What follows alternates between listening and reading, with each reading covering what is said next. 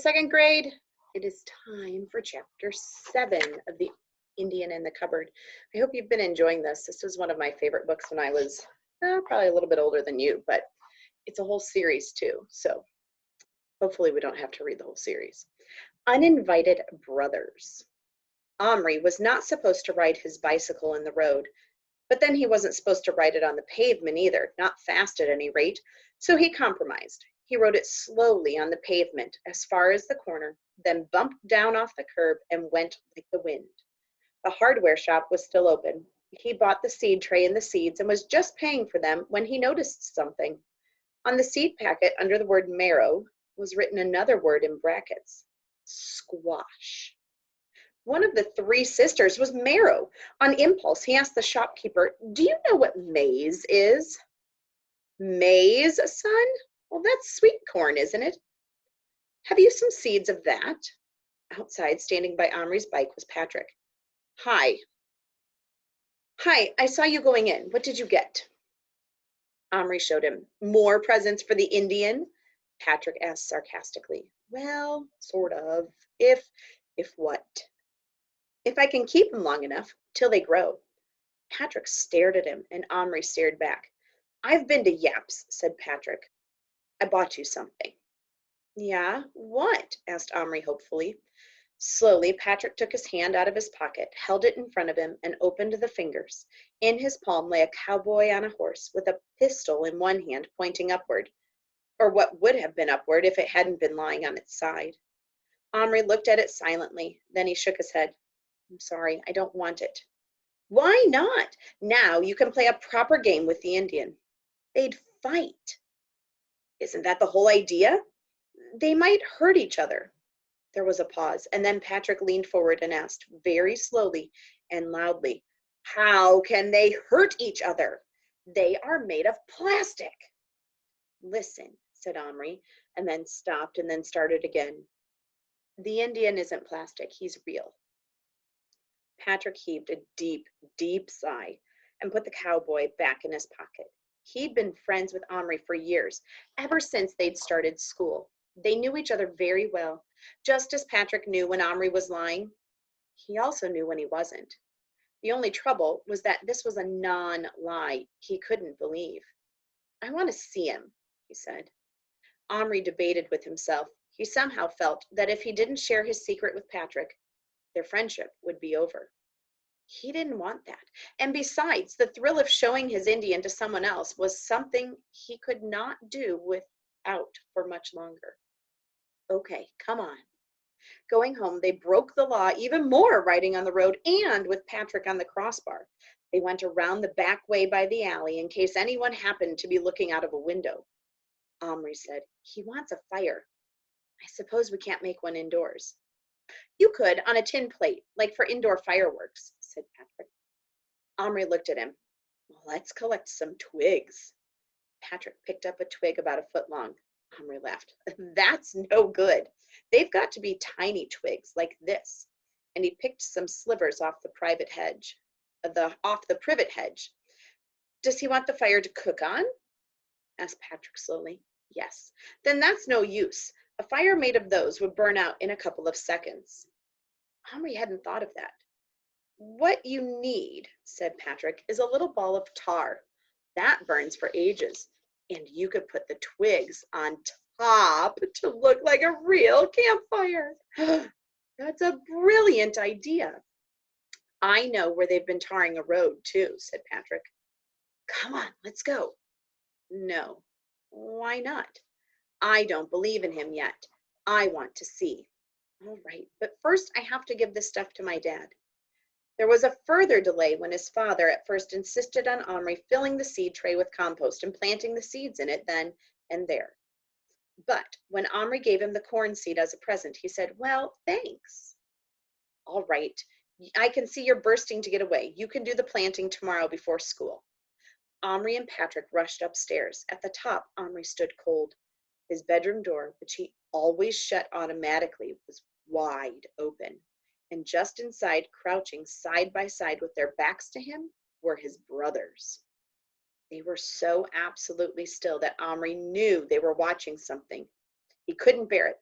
They had come into his room without his permission, and they had seen his Indian. Now they would tell everybody. His secret, his precious secret, his alone to keep or share, was a secret no more. Something broke inside him, and he heard himself scream, "Get out of my room! Get out of my room!" Both boys spun around. "Shut up! You'll frighten him," said Adil at once. Gillen came in to look for his rat, and he found it. And then he saw this absolutely fabulous little house you've made, and he called me in to look at it. Omri looked at the floor. The seed tray with the longhouse, now nearly finished, had been moved into the center of the room. It was that they had been looking at. A quick glance all around showed no sign of Indian or horse, but Gillen's tame white rat was on his shoulder. "I can't get over it," Adil went on.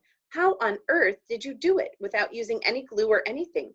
It's all done with tiny little threads and pegs. And look, Gillen, it's all made of real twigs and bark. It's absolutely terrific," he said with such awestruck admiration in his voice that Omri felt ashamed.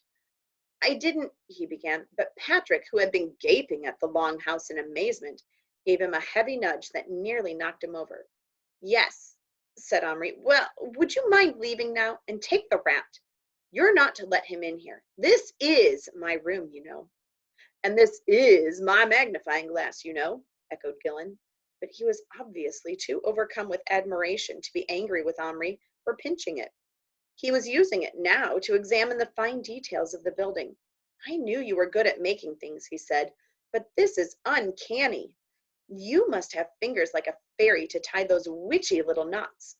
"What's that?" he asked suddenly. They'd all heard it, a high, faint whinny coming from under the bed. Omri was galvanized into action. At all costs, he must prevent their finding out now. He flung himself on his knees and pretended to grope under the bed. "It's nothing, only that little clockwork dolphin I got in my Christmas stocking," he burbled. "I must have wound it up and suddenly started clicking. You know how they do. It's quite creepy sometimes when they suddenly start clicking." By this time, he leaped up again and was almost pushing the two older boys out of the room. "Why are you in such a hurry to get rid of us?" asked Gillen suspiciously. "Just go. You know you have to get out of my room when I ask you." He could hear the little horse whinnying again, and it didn't sound a bit like a dolphin. "That sounds just like a pony," said Adil. "Oh, Beard, it's a pony, a tiny witchy pony under my bed," said Omri mockingly. At last they went, not without glancing back suspiciously several times, and Omri slammed the door, bolted it, and leaned against it with closed eyes. "Is it a pony?" whispered Patrick. Omri nodded. Then he opened his eyes, lay down again, and peered under the bed.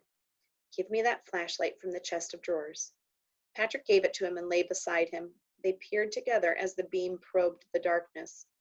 "Crumbs," breathed Patrick reverently. "It's true." The horse was standing seemingly alone, whinnying.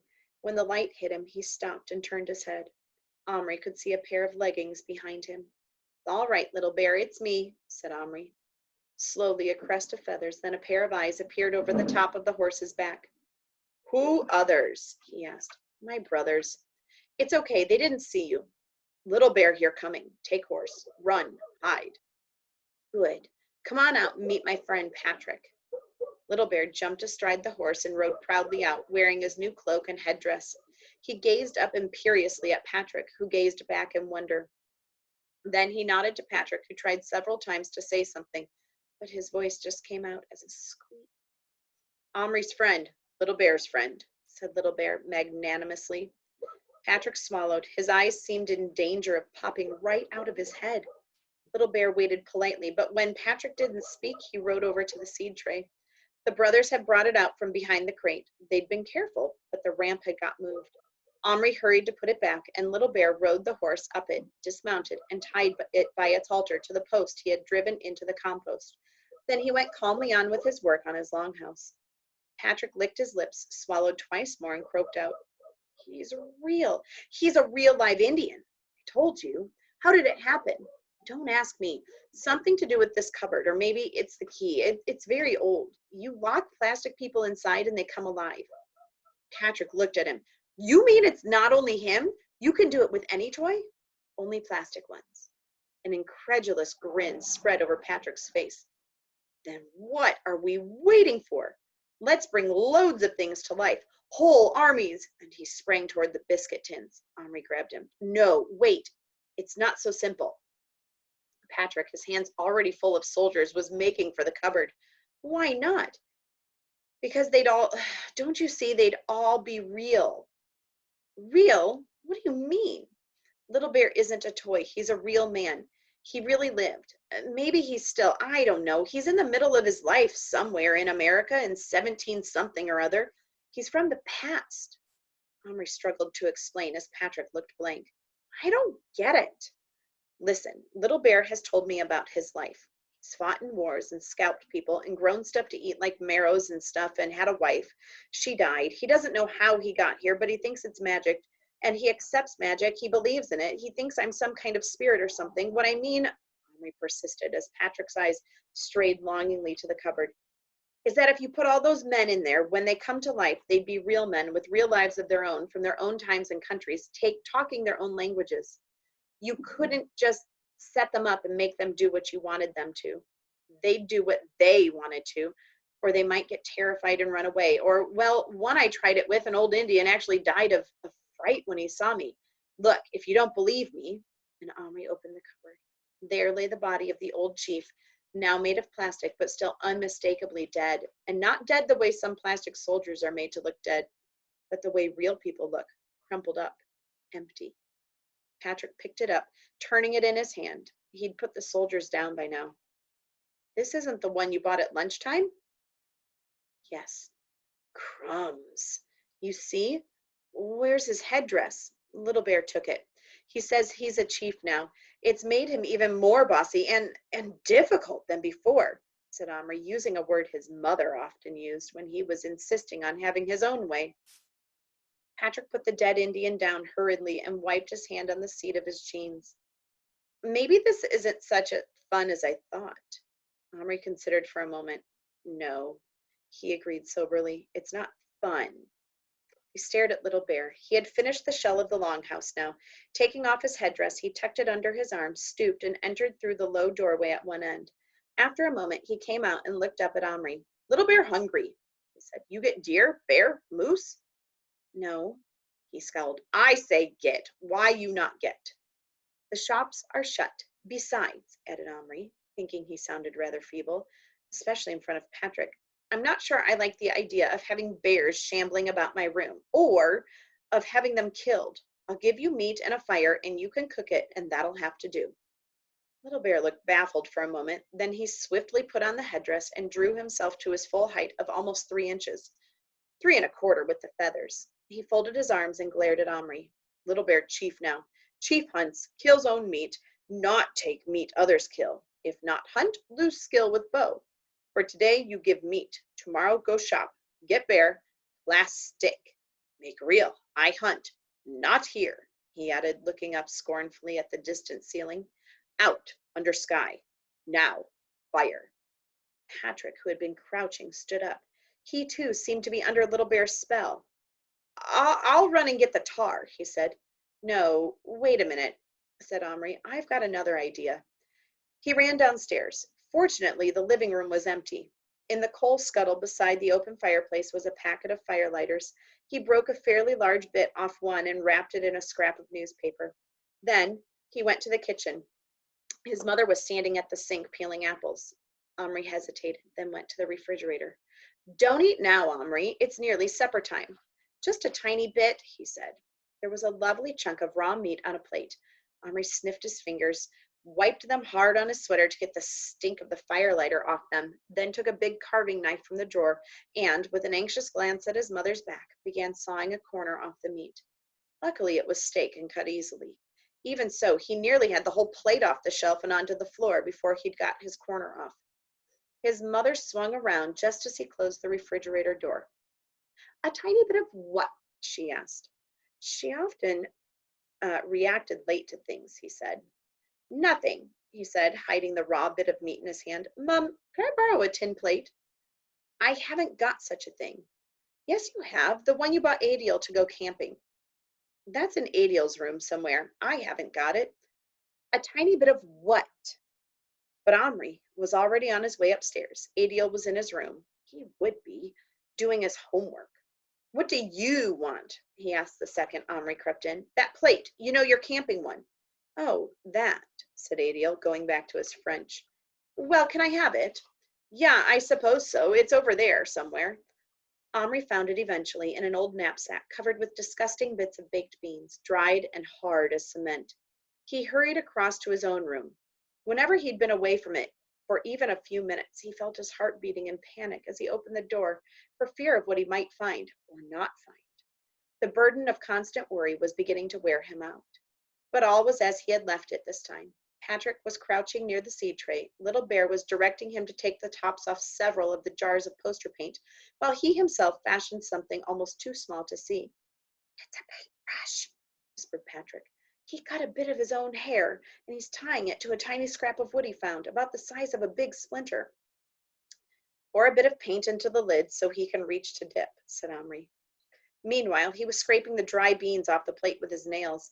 He took the fragment of firelighter and the twigs out of his pocket and arranged them in the center of the plate. He washed the bit of meat in his bedside water glass. He'd had a wonderful idea for a spit to cook it on. From a flat box in which his first erector set had once been neatly laid out, but which was now in chaos, he took a rod, ready bent into a handle shape, and pushed this through the meat. Then, from small bits of the set, he quickly made a sort of stand for it to rest on, with legs each side of the fire so that the meat hung over the middle of it. Let's light it now, said Patrick, who was getting very excited again. Little Bear, come and see your fire, said Omri. Little Bear looked up from his paints and then ran down the ramp across the carpet and vaulted onto the edge of the plate. Omri struck a match and lit the fire lighter, which flared up at once with a bluish flame, engulfing the twigs and the meat at once. The twigs gave off a gratifying crackle while they lasted, but the firelighter gave off a very ungratifying stench, which made Little Bear wrinkle up his nose. Stink, he cried, spoil meat. No, it won't, Omri said. Turn the handle of the spit, Little Bear. Evidently, he wasn't much used to spits, but he soon got the hang of it. The chunk of steak turned and turned in the flame, and soon lost its raw red look and began to go gray and then brown. The good, juicy smell of roasting beef began to compete with the spirituous reek of the firelighter. Said Little Bear appreciatively, turning till the sweat ran off his face. Meat. He had thrown off his chief's cloak and his chest shone red. Patrick couldn't take his eyes off him. Please, Omri, he whispered. Couldn't I have one? Couldn't I just choose one, a soldier or anything I liked, and make him come to life in your cupboard? And that is the end of chapter 7. Bye, guys.